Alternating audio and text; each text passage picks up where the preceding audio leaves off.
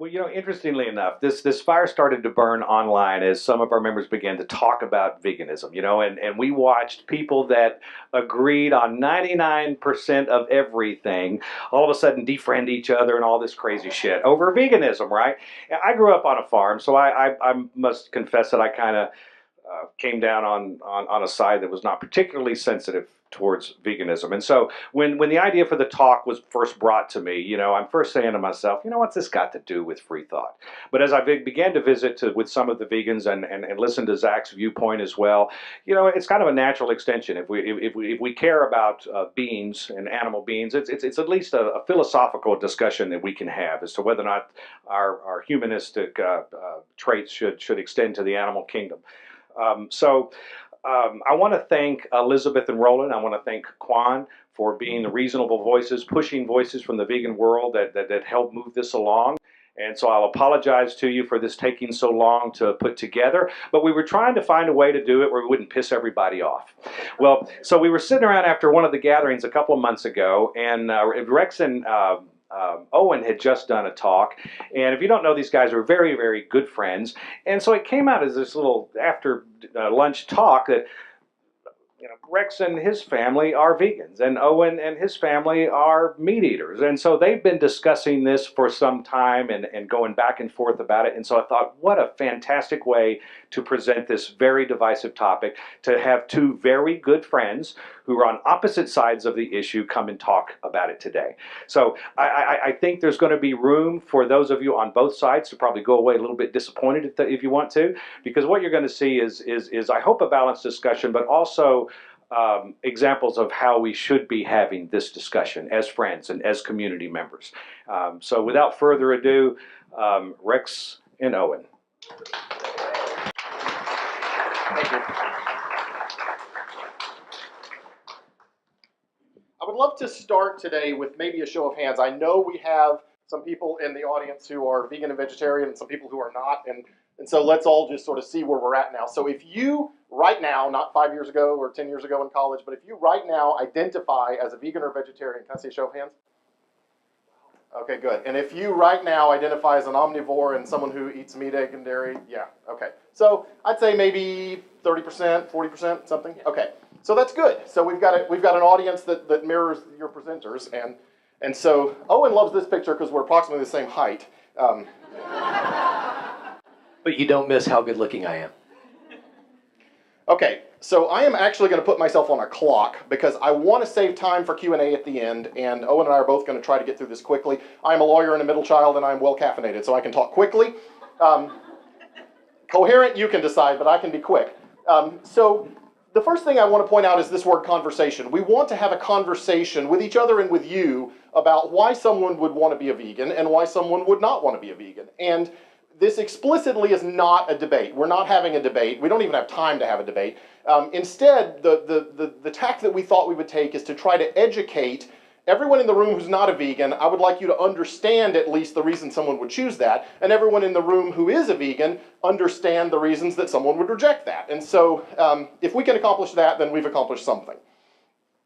And the first question that came up when Al talked about the conversation that happened online a little bit was, how is this relevant to free thought, right? The way I put it is, there's a whole lot of people walking around North Texas who believe that the creator of the universe gave us a rule book, right? And he told us everything that's right and wrong, and morality comes from the sky god, and I'm assuming most of you reject that notion. So in the absence of a sky god giving us a rule book, we kind of have to do the work ourselves, right? And there are some issues that become moral questions, and this sort of template for having a discussion, we could probably have this discussion around lots of other topics. And so not only is this hopefully to educate you about veganism and the omni response, but also as a template for the calm way to have a discussion. And how do we solve moral questions? And at the end of the day, we should be the people who question everything, right? Even if you ultimately don't change your mind, you shouldn't be afraid to go down that path and look at the evidence and ask the questions. So a little bit of terminology up front. Most of you probably know this, but there was some confusion online, so I wanted to clear this up. A vegan diet is the one chosen by someone who chooses to eat only plant-based foods, so nothing that is the flesh of an animal or comes from an animal. A vegetarian diet would be someone who avoids animal flesh, so no beef or chicken or fish, but sometimes they would still consume egg or dairy, obviously products that come from an animal. And an omnivore diet obviously can eat anything that they like. So a bit of terminology, and you'll hear some other things like pescatarian, maybe a vegetarian who eats fish, but to me those are just flavors of omnivore. Okay, so why would someone choose a vegan diet? Well, obviously there could be as many reasons as there are vegans, but there are three that come up again and again and again. So these are the three that Owen and I are each going to address from our perspective. The first one is about personal health concerns, right? That you've probably heard a vegan diet is healthy or a vegan diet is dangerous, and we're going to talk about that. Secondly, the environmental concerns, right? What is this doing to our planet to raise and eat animals or to stop raising and eating animals? And then finally, and the reason I put this in a much larger font, ethical concerns around the suffering and death of animals. So you're about to hear me talk about the health arguments and the sustainability environmental arguments, but I want to make it very clear, truth in advertising, that I am motivated by the ethical concern for the harm to animals, right? So I'm going to talk about those other things and no one's going to respond to those things, but that is not my motivation. My motivation is the suffering that's happening right now as we're sitting here. And obviously there could be other motivations, which I acknowledge. Okay, so quickly on the health question. Question we get all the time is, what do vegans eat? And my answer is everything. You know, if you like Italian food, if you like Asian food, if you like salads or burgers or Mexican food, we can make all of those things vegan, and we do. And even in the 20 years since I stopped eating meat, the instances of going into a restaurant and finding meatless options on the menu, it's just more and more and more and more. And the same thing with grocery stores. It's getting easier and easier as more and more people make this choice. And obviously, you know, there's a lot of vegans in the room. You saw the hands. So if you want any more answers to this question, you've got plenty of people you can talk to. The other thing is, when people think, okay, well, I'm going to make this choice, but what am I going to eat? What am I going to replace? Even in the last 5 to 10 years, there have been so many new products come out that are plant-based substitutes for meat products and egg products and dairy products. There's cheeses, there's ice creams, there's sour creams. Probably the one that everyone is familiar with is just the explosion of plant-based milks, the soy milks and the almond milks and the cashew milks. And it used to be one tiny little shelf at the bottom of the dairy section, and now it's a whole, you know, even in Walmart, there's a whole huge cooler section of plant-based milk substitutes. So that's a good thing. So let's talk about health. If someone comes to you and says, you should become a vegan because it's the healthiest way to eat and you're going to be automatically healthy, I'm going to tell you they're probably overselling that. And the reason is this. There is a spectrum, and most of us are somewhere on this spectrum when we talk about health. The top one is the vegan spectrum, and the bottom one is the omnivore spectrum. But if you think about it, if someone is avoiding animal products because they don't want animals to suffer, that doesn't automatically make them a health genius or a nutritionist or a scientist or a medical doctor. Instead, you can be a junk food vegan. I know plenty of junk food vegans, and you can eat French fries and beer and Dr. Pepper and Skittles all day, and you're not going to be very healthy. But you know what? You're not killing any animals. And so if your motivation is animal welfare, that's not going to automatically make you healthy because there's plenty of junk food that doesn't have any animal product in it. Likewise, at the other end of that spectrum, I think that if you will adopt a whole food, plant-based diet where you're eating fresh fruits, vegetables, grains, legumes, freshly prepared, without a lot of added salt or sugar or fat, I think you can have incredibly vibrant health, and I've seen that again and again. In my own life, I've been somewhere on this spectrum over the last 20 years, back and forth, and I think most vegans in the room would report the same thing. Likewise, on the Omni diet, I'm not going to stand here and tell you there's not healthy ways to be an omnivore. And you know, my insurance program at work, for instance, I get a newsletter every month, and there's something about, you know, make your plate like this with lots of fruits and vegetables and grains and lean meat. And, you know, there's probably healthy ways to do that. That's not the way most Americans eat. If you've seen these maps of, you know, the United States with instances of diabetes and hypertension and obesity and cancer, these things just go up, up, up, up, up. And everybody sort of knows on some level it's the garbage we eat, right? And so I do think that you can absolutely be a healthy vegan or a healthy omnivore, and I think most of us probably compromise that with our choices. If you are motivated by health, though, certainly a lot of organizations, even just within the last few years, are coming out saying you can have a perfectly healthy diet. Quick quotes from American Dietetic Association.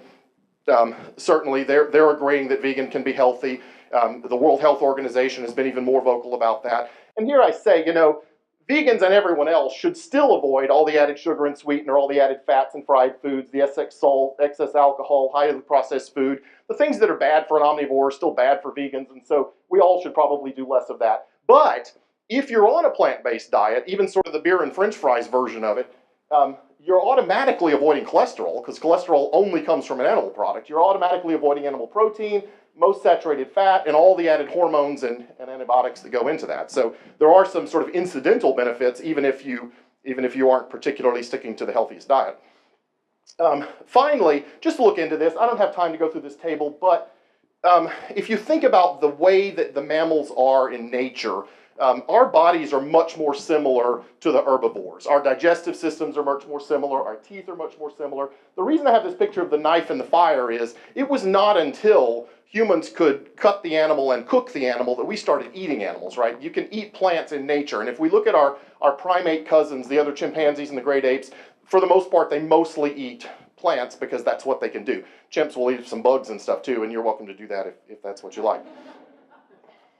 So one more quick thing on the health question is the idea that, people think, oh, well, you got to have dairy. But the dairy is coming from the breast milk of another species, right? We're the only species that does that. The milk is meant to feed the baby mammal, and then when the baby mammal is no longer a mammal, so no longer a baby, then they move on and eat other things. And yet we keep eating the dairy from another species, and that milk was really meant to make that calf grow big quickly. And we don't want to do that. And so the other sort of incidental thing about dairy is that the United States leads the world in dairy consumption per capita. And yet we have more osteoporosis than any other country. And so this idea that dairy is going to be the fix to that does not sort of follow from the population. Again, there's lots and lots of material on the internet if you're inclined to look. Arguing that a whole food plant-based diet is the best way to avoid, cure, or reverse diabetes, heart disease, osteoporosis, obesity, hypertension, high cholesterol, many cancers, and even circulatory problems like ED. The information's there if you care to look. I've got Dr. Furman, Dr. Campbell, Dr. Esselstyn, all this information is available. And now I'm going to turn it over to Owen. Thank you, Rex. So I am the better looking half of the Rex and Owen show. It's nice to see you. Rex is the tall half. I'm the tall. My purpose today, and Rex and I only reluctantly agreed to do this. Initially we tried not to, and that's important, right? Because having a conversation is better than having a debate. We don't want this to be a debate. My role here that I've accepted for the presentation is to try and reply to the vegan arguments and offer a defense of Omni. And we're using three categories. We're talking about health, we're talking about sustainability or environment, and we're talking about morality. Okay, category one, health. Biology plus evolution means that humans are intended by nature to be omnivores. We know that through a number of ways, but before I talk about that, I need to talk about what I mean when I use the phrase complete protein. How many people know what an amino acid is? An amino acid is the building block of all protein that's used in the human body. There are 20 amino acids, and we break amino acids almost exactly down the middle. 11 amino acids are non-essential for humans, and 9 are essential. How many people know what the difference is between essential and non-essential? Okay, just a handful. Okay, if you're a vegan, you really need to know this. An essential amino acid is an amino acid that the human biology and human metabolism cannot make for itself from raw components.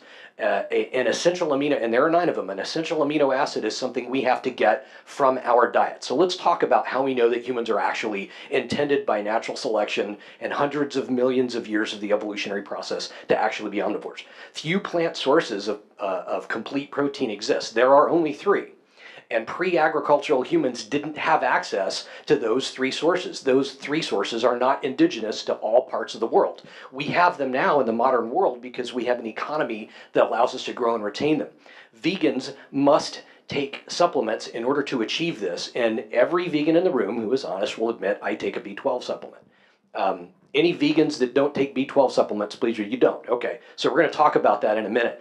Virtually all animal products, on the other hand, are complete sources of protein. So when we look at pre-agricultural humans, the only way to get full protein that our bodies need in order to thrive is to eat animal products. And 50,000 years ago, even though we look at fire and the invention of tools and such, we know that early humans, pre-agricultural humans, in order to get all the proteins they needed, had to eat meat. We know that. It's a fact. And honesty about the basic science requires us to admit that. Humans have incisors and canine teeth. Humans, early humans, even before fire, ate animals. If we look at near relatives, if we look at chimpanzees and orangutans, yes, they eat predominantly vegetables, but they also eat a substantial quantity of meat as part of their diet. Humans lack the capacity to digest cellulose. I've had vegans ask me, if cows can get the things that they need from grass, how come humans can't? The answer is, we have different digestive systems. We evolved differently. Cows have 4 stomachs. Cows have the ability to digest cellulose in a way that humans don't, because our bodies were evolved to eat different kinds of food. If we study pre-agricultural societies that still exist in the world today, we know that those societies are hunter-gatherers and get more than 60% of their calories from meat. And finally, some scientists argue that human brain size growth was a result of higher meat consumption in proto-humans. Okay, nutrients and risks. And I want to make this key argument, and I'll come back to it a couple of times. A vegan diet has unique risks that have to clearly be understood. I'm not saying that it's bad to be a vegan. I'm saying that if you're going to follow this path, you need to seriously consider these questions. First, let's talk about a phytate. A phytate is a phosphorus compound that is bound up in in vegetable material that makes specific elements unavailable in our bodies when we eat a vegetable to try and get that. When I say elements, I mean calcium, I mean iron, I mean zinc, I mean copper, I mean magnesium. These are micronutrients and in some cases macronutrients that our bodies need in order to grow, particularly for developing children or in certain phases of our life. A phytate binds up that molecule and makes it significantly less available if my source of that particular element is a plant food rather than an animal food. And the phytate problem does not exist if we're eating animal products. And now I want to talk about wealthy Western diet privilege. I'm going to kind of coin a phrase here. If you can successfully live as a vegan in the United States, that's great. I'm not going to say you're wrong to do that, but this is not broadly applicable to the rest of the world. We've already talked about complete sources of protein. If you live in Asia and the only access to significant protein that you have is rice, or if you live in some part of Africa and you're eating corn or some other product, that is not a complete source of protein, and you are deficient in a lot of ways, and that leads to something called protein energy malnutrition, which is a big problem in developing parts of the world. But in the United States, because you're part of the biggest economy in the world, you have access to an extremely broad vegetarian diet that allows you to get all the nutrients you need without relying on animal products. That's a wealthy Western diet privilege that's not broadly applicable to the world. And now I want to talk about nutrient problems, and you see them on the board there. Okay. This slide and the next 4. I have 5 slides where I'm going to make reference to medical and academic literature. I have 140 sources on a bibliography that my wife has available. Sweetie, Sharon. Okay, if anybody has any questions, check my sources, look at my data, don't take my word for it. Vitamin B12, it's only available in animal products. Pernicious anemia, neurological problems, cardiovascular disease, irreversible brain damage, irreparable child development harm. And I'm going to refer to the last bullet point on this slide. This is a study taken straight from medical literature from a hospital in Germany in 1997. A child was brought to the hospital comatose. And if you go read the article, it's very interesting. It was a child of vegan parents who had not supplemented this child's diet with B12, and the child suffered severe and irreparable developmental harm because that child lacked access to B12. This is it can be a significant problem that is not present. It is not a problem if you eat meat, if you eat an egg, if you eat yogurt, if you drink milk. This is not a problem that you have, but it is a problem if you're on a vegan diet, and it's a real problem, and a respect for basic science requires that we acknowledge that. Vitamin D3, bone health, fracture prevention, immune system function, rickets. Rickets is not a forgotten artifact of the Middle Ages. It's still happening all over the world, but it is specifically happening in Western countries. Even with the presence of the wealthy Western diet privilege, there are still children who suffer from rickets. And the case studies and examples from academic literature and research that I have on my slide are are recent, they are real, and they are all examples from vegetarian and vegan diets. So let's talk about vitamin D3. I hear vegans reply to me frequently, but I get vitamin D3 from sunlight. I refer you to the second bullet point that says exposure to winter sunlight in Boston and Edmonton will not promote vitamin D3 synthesis in human skin. So let's talk about sunlight. Depending on the latitude where you live and on your skin pigment, and I'll get back to that in a second, the sun has to travel through the atmosphere to get to your skin. At high angles, the UV is absorbed, and therefore when it reaches your skin, your body doesn't have enough UV in order to synthesize D3. That's a problem, and we have medical literature that demonstrates that. So you have to supplement it. If you eat any animal product at all, you're getting D3. It's not available in plants. Let's talk about skin pigment. People of color, I know you already know this, but I'm sorry, you lost the lottery. You don't have the ability to synthesize D3 as effectively or as efficiently as I do. So when we're talking about Western wealthy diet privilege, we might also add white. Let's talk about calcium, and it's actually kind of humorous, Rex, and I use the same healthy bone osteoporosis. The overwhelming majority... Right, exactly. The overwhelming majority of the data on this point is clear. You're at significantly higher risk of severe bone fractures and osteoporosis if you're on a vegan or vegetarian diet. And I want to talk about osteoporosis in America. We know that this is a problem already.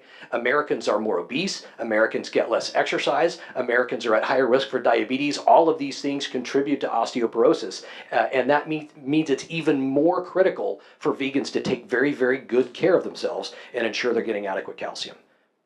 Okay, iron, anemia, low birth weight, contributing factor to maternal deaths, physical and cognitive development in children, child mortality.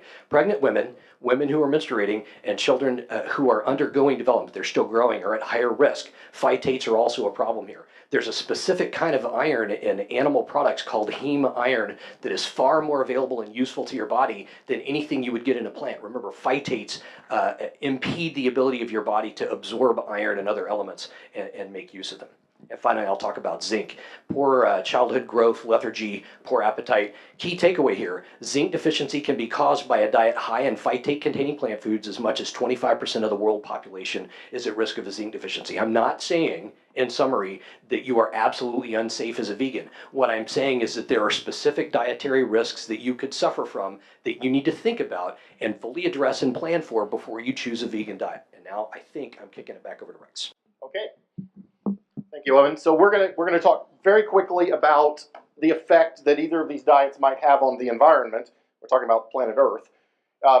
Obviously, my position and many vegans' position is that modern animal agriculture is killing the planet. It's utterly unsustainable. Quick quote here from the World Health Organization. 2/3 of the world's population depends on cereal and tuber-based diets, largely plant-based. The other 1/3, that's us, consumes significant amounts of animal food products.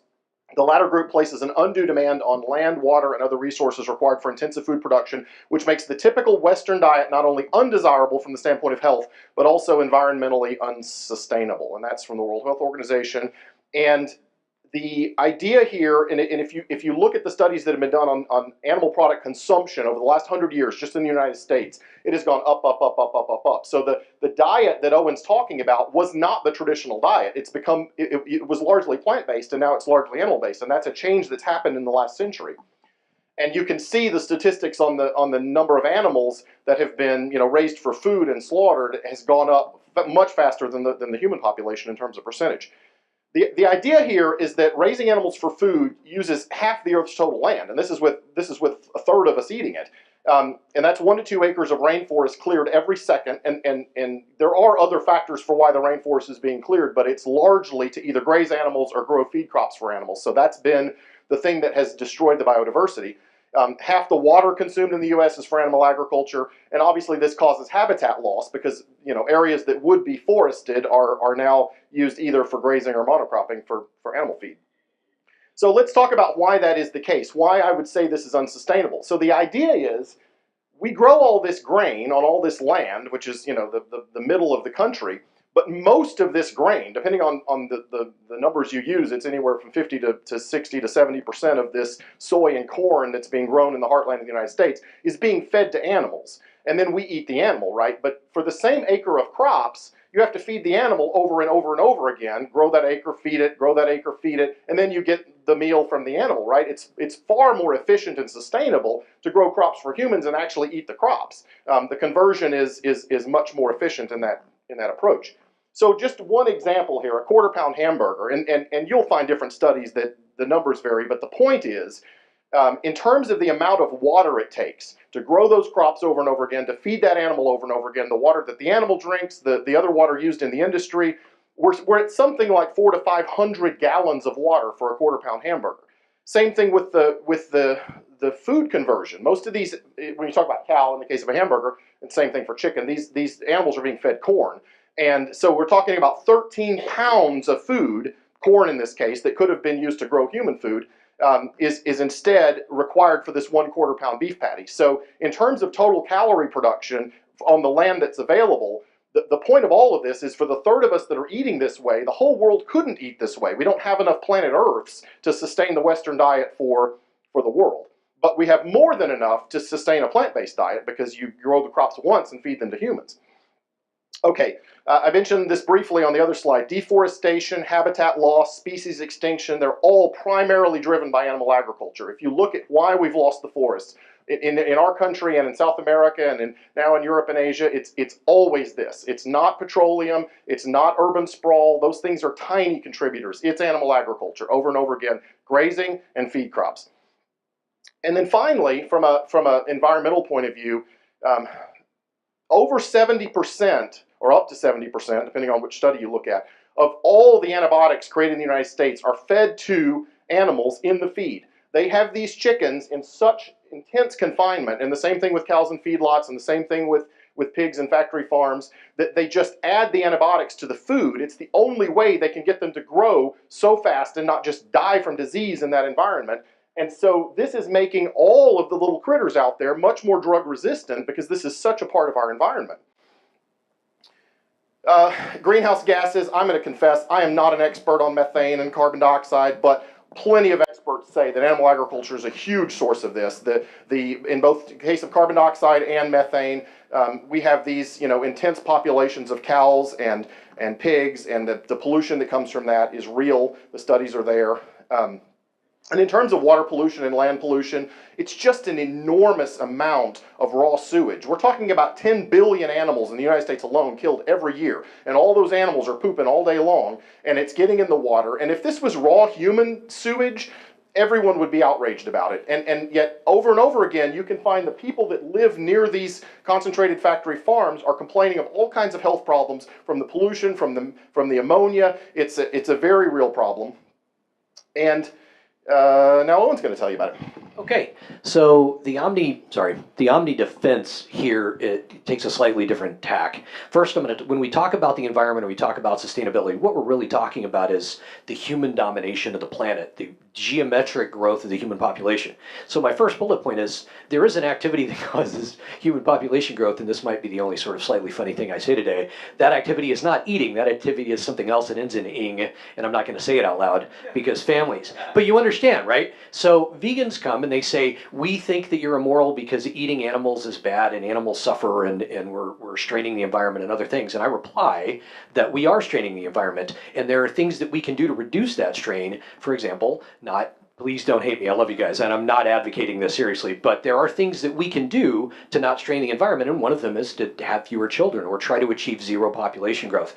And specifically, or somebody said or die. No, I'm not advocating that at all.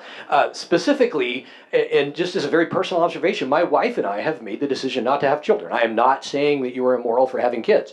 What I am saying is that when vegans come to me and say that perhaps I am being immoral for not eating meat, I am going to show the courtesy back to you of not saying the reverse thing if you have children. Because I don't actually think that. But the point is, I think made fairly, that choosing not to have children can reduce the strain on the environment. And there are things that we can do, short of veganism, that actually are more directly impactful at reducing the strain on the environment. I do want to talk about greenhouse gases. I specifically refer to 2 studies. These are not industry studies. It's very important. You check my sources. My wife has a bibliography. Don't take my word for it. Do the research for yourself. The Proceedings of the National Academy of Sciences, one of the premier science journals in the United States, has found that removing animals from agriculture is not quite the way many vegans say, would be a net 2.6% change in greenhouse gases. And I've got a slide that talks about that. The premier science journal in the world, Nature, has published a study saying that the production of rice constitutes 9% of all human-produced methane.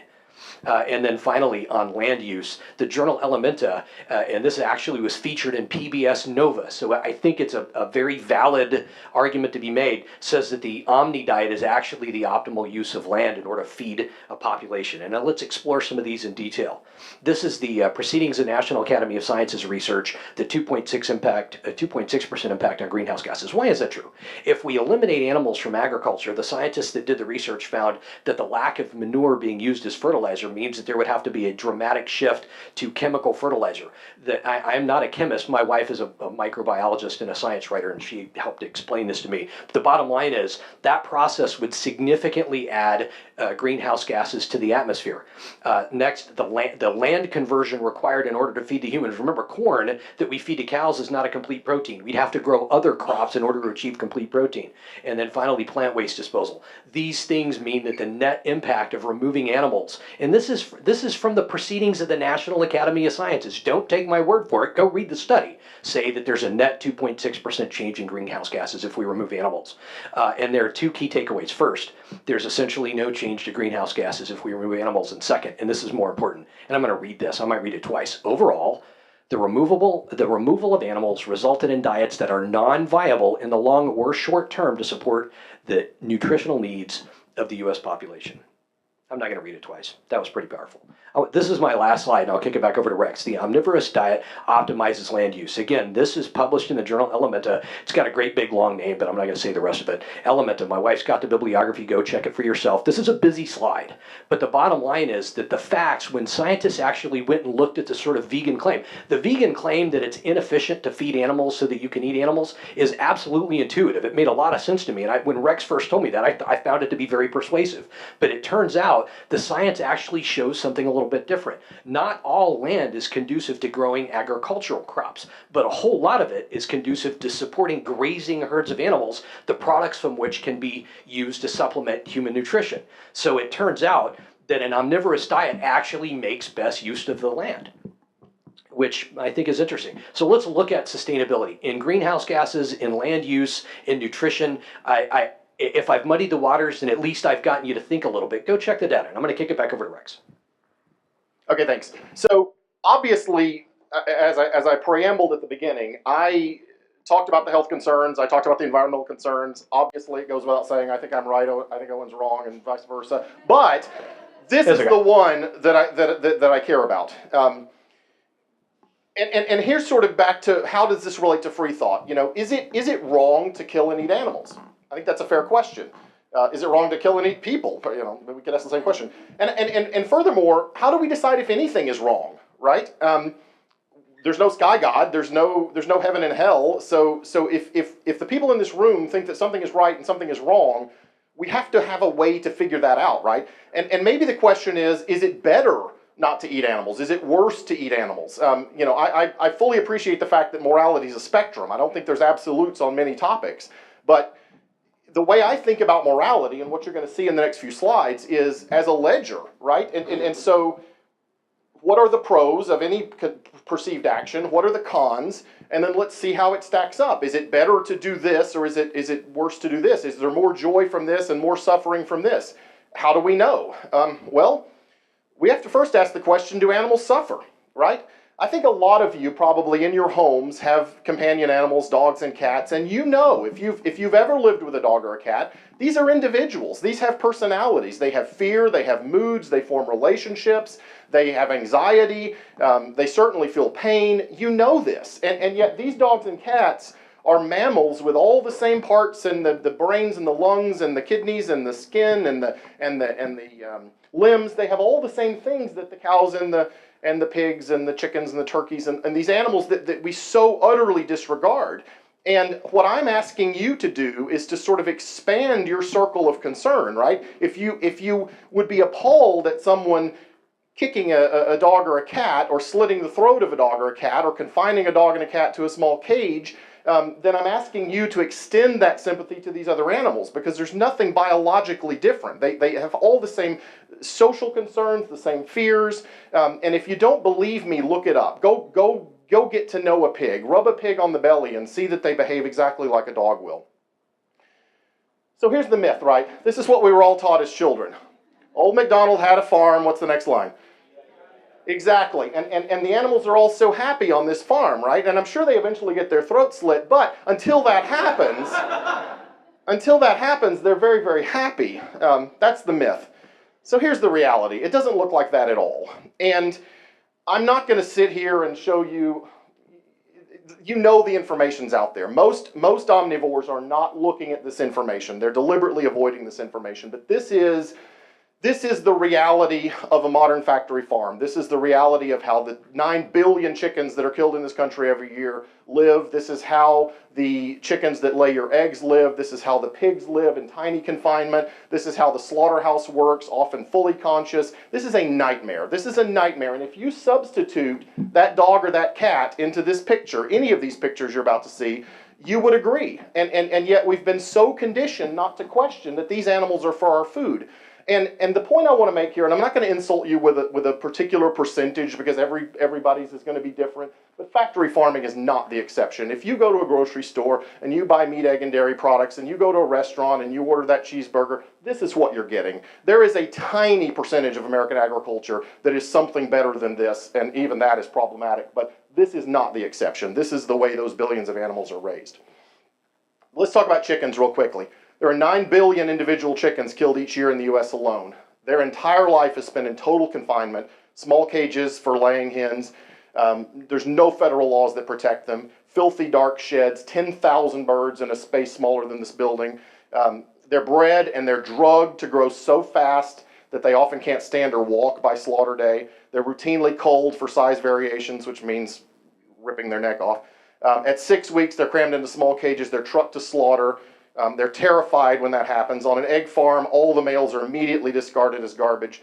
The only way we get eggs is by hatching the chickens that can lay the eggs, and 50% of those are useless to the industry. They're the males, and they're immediately ground up or thrown out. And then every chicken that's finished laying eggs is immediately slaughtered. This existence resembles nothing in nature. When the omnivore talks about the food chain, this is not anything that occurs in nature. Similarly for pigs, basically the same list. They all have their teeth ripped out. They're all castrated, the males are. They all have their tails cut off. There's no painkillers. The mothers live their lives in these tiny gestation crates. They cannot even turn around.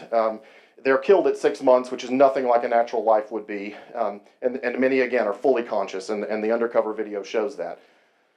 Cows, I'll say cows raised for beef have it relatively better than the pigs and the chickens, but even that, branding, castration, cramped feedlots, these are all standard practices for millions and millions of individuals. The transport and the slaughter is a terrifying ordeal, often hung upside down, fully conscious.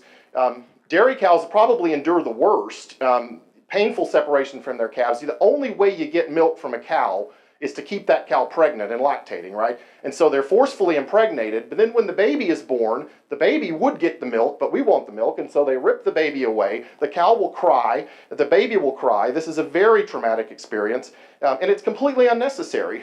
Those males then become veal, and the funny thing is I know a lot of omnivores that are sort of rail against veal, but that's a byproduct of dairy. You can't have dairy if you give the milk to the calf, and so they kill the calf. And of course the milking machines are painful, and it's again nothing resembling what happens in nature. And then, oh, by the way, the dairy cows all get slaughtered when they don't produce milk anymore either. And so I'm not standing here telling you have to be a vegan. You don't. You're comfortably in the majority. There's no law against eating meat, but you get to choose. And my position, and I think most of the vegans in the room would say, choose kindness. You can make this choice. You don't have to participate in what you've just seen. Do it for the planet, do it for the animals, do it for your health, whatever motivates you, but at least think about it. And I'll echo something Owen said. Don't take my word for it. Everything I've said, you can go check out yourself and see what you think of the evidence.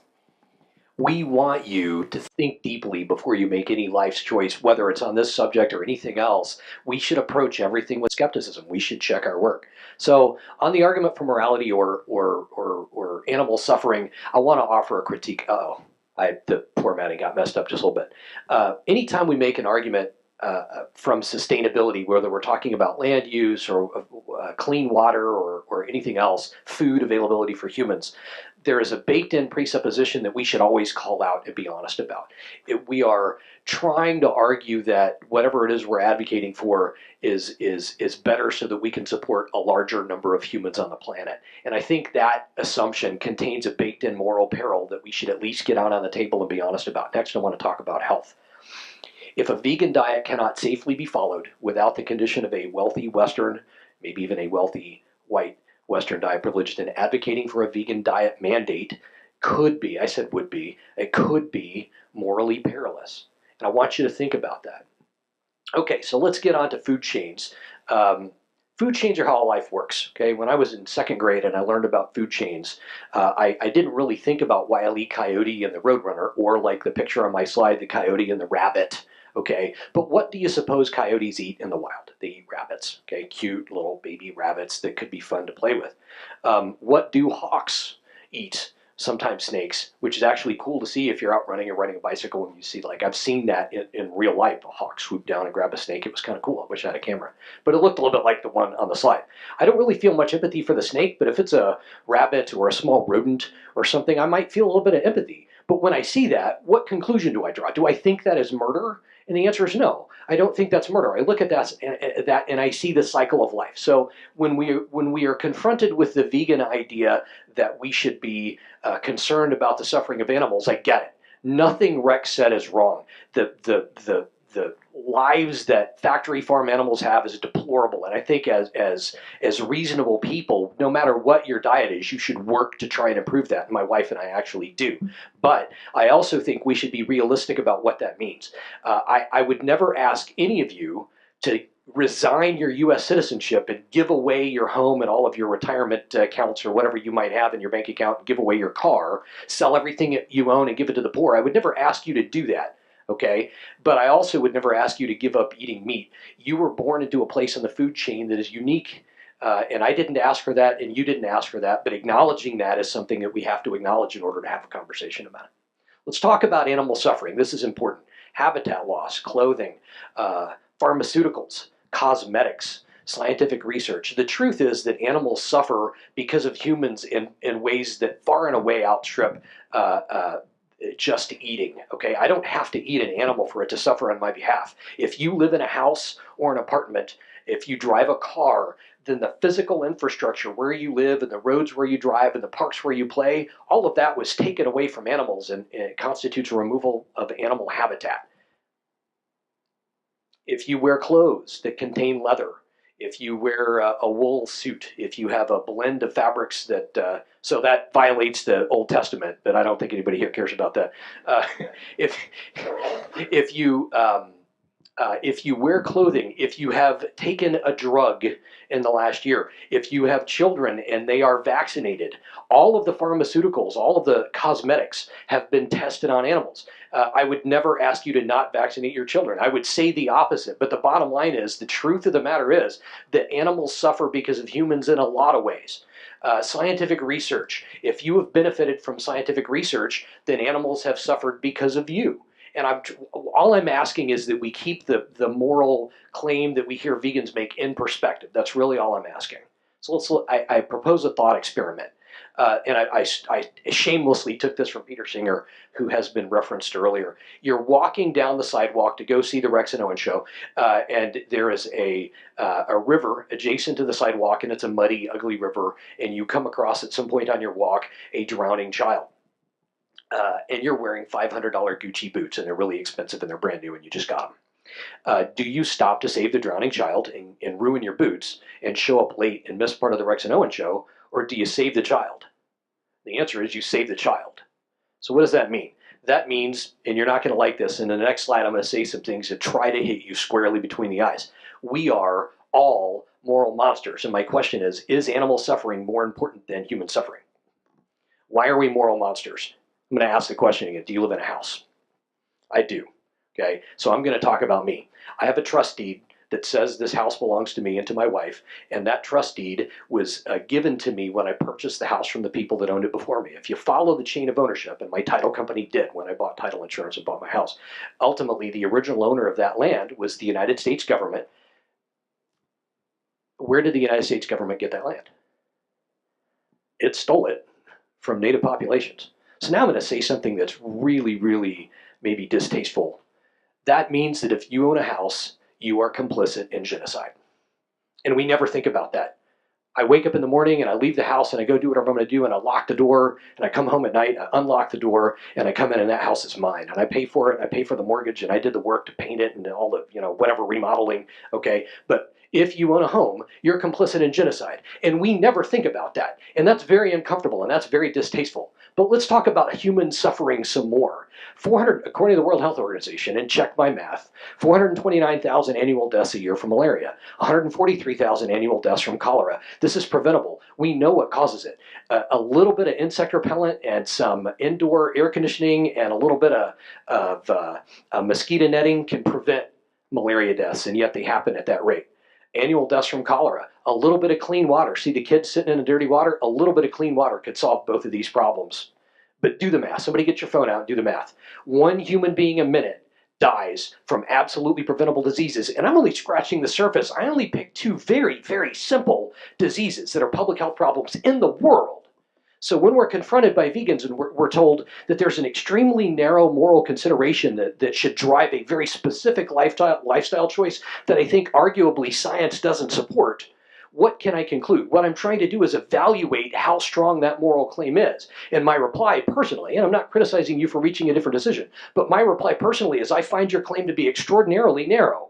And it makes it very difficult for me to take that seriously when all of these other problems that are human suffering are true. And I don't have time to talk about it, but the Pew Organization says that the 84 percentile world wage is $7,300, and that was a 2011 figure.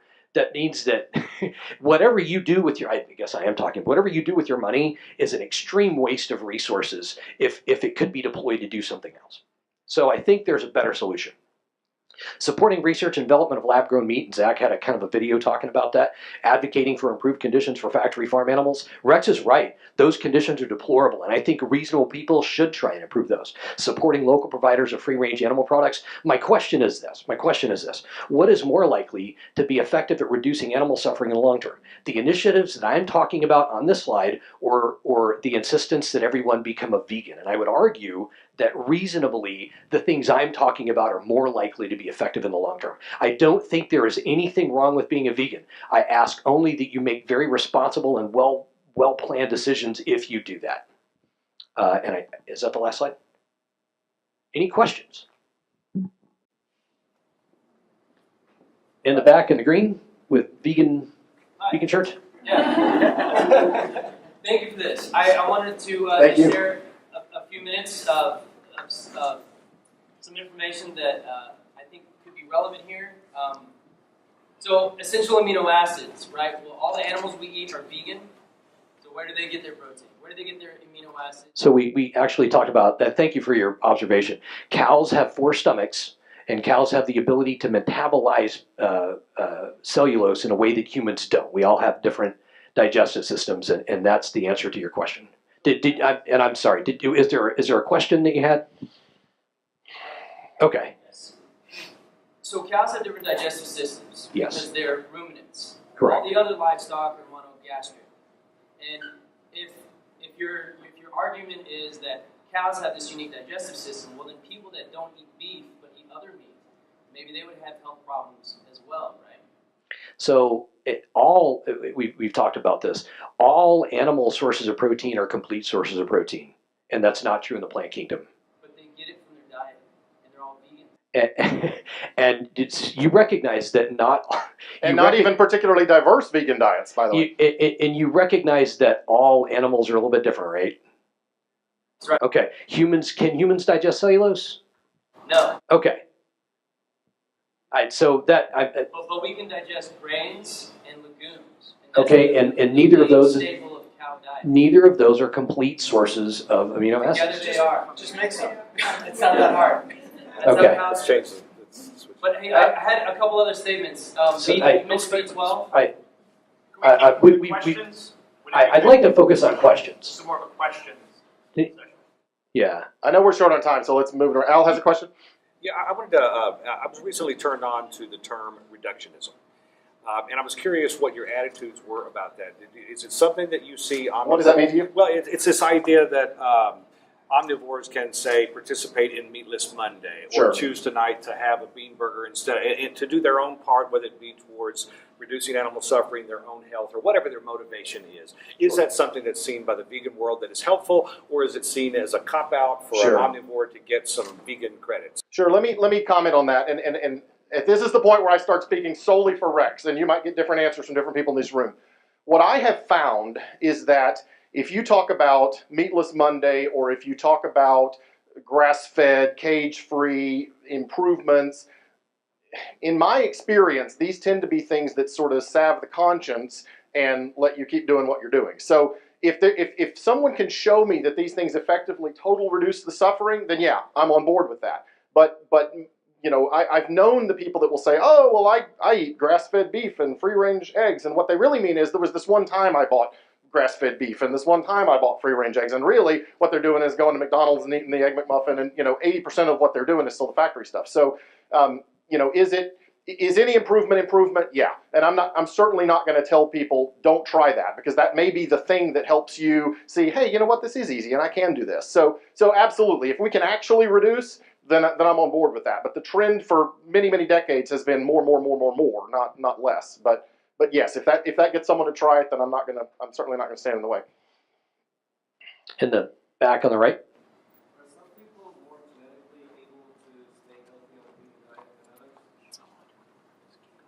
Are some people more genetically able to stay healthy? Yeah, like you were talking about taking supplements and stuff. Like I wasn't, he was. Slightly different metabolism. No, in fact, I believe that the traditional human diet was largely plant-based. I think that the incidence of meat and animal products in the Western diet has radically increased in the last 100 years. And no, I think everyone can be healthy on a plant-based diet. And the thing about B12, since this has come up a couple of times, B12 doesn't come from plants or animals. B12 comes from microorganisms in the soil. And the only way that B12 gets into the animal's body is because they are taking a supplement, and the supplement is dirt. You can eat dirt just as well as the cow, but if you don't want to eat dirt, pop a pill. And it's also fortified in your breakfast cereals and your soy milks. And so I literally have my blood tested twice a year, once through work and once through my personal physician, and I don't have a B12 problem. My B12 is right on, and I haven't eaten meat in 20 years. So there's not a problem. I have to just respond to that. If I'm getting that from my diet, that's not a supplement. That's what we call diet. Well, So but you're just recycling the B12. That didn't come from the animal either. That's fair. I'm sorry. B12 is injected in cows. They get supplements. Right, because they're not eating dirty grass anymore. And B12 too. And they get supplements. Farmers inject them with B12. Okay. Okay. What else? Somebody else? Let's hear from others. Okay. Here. The argument of, you know, if you're going to choose veganism, you urge those of us who are choosing that to consider our options carefully. Couldn't that also be applied to any person and any? Absolutely. Right. Americans are profoundly unhealthy, right? It could absolutely, but the point I tried to make is that the vegan diet brings with it risks that are unique to the vegan diet. Sure, so I think the question then becomes motives. Like, you're assuming the motives for all vegans is, you know, that we must proselytize veganism. No. No, Not. I've heard a lot of that in your argument, when really I think a lot of us are just trying to raise awareness to alternative ways. And I'm happy about that. It's not bad to be a vegan. What I'm asking is if you choose to undertake that path, that you think about it carefully. And I think I emphasized that several times. And I would say that about an omnivore too, right? I think I'm Okay, agreeing. and that's fair. That's fair. There are certainly many profoundly unhealthy omnivores. I'm getting the wrist tap from Al. Do we have in the very back? Yeah. I just had a question about your moral monster slide. Yes, ma'am. I just want to ask you, are you saying that because we are all complicit in certain moral failings of the past, that we should just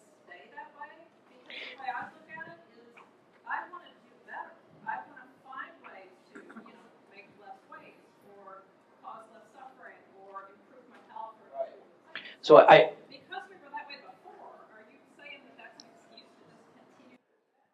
No, it's not. But what I am saying is that there's a significant misuse of resources in the world now. The dichotomy in wealth across the entire world is really almost reprehensible, and we can all agree to that in the room. But we all drove here in cars that were roughly worth 4 times the 84%, not the average wage, 4 times the 84 percentile wage in the world. And so I agree with what you're saying, that I would like to be better, but I would like to be better by focusing on things where human beings are suffering. That's where I would start. So I want to respond to Carol too on the same topic. I don't think that there's a vegan in this room that will say, I care about animal suffering and I don't care about anything else. I think most of the vegans care about animal suffering and care about other things.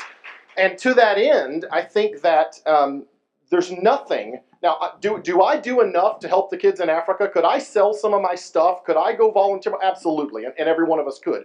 But there's nothing about choosing a plant-based diet that prevents me from doing that. These things are not at odds. And there are some problems that are incredibly complex. If we want to talk about the problems in developing nations, they have corrupt governments, they have education problems, they have civil rights problems, they have poverty problems and disease problems and all kinds of malnutrition problems. They have a lot of problems, and these are complex things. There's nothing I can do today to fix all those problems. I can donate, I can volunteer, but I can't immediately fix all that.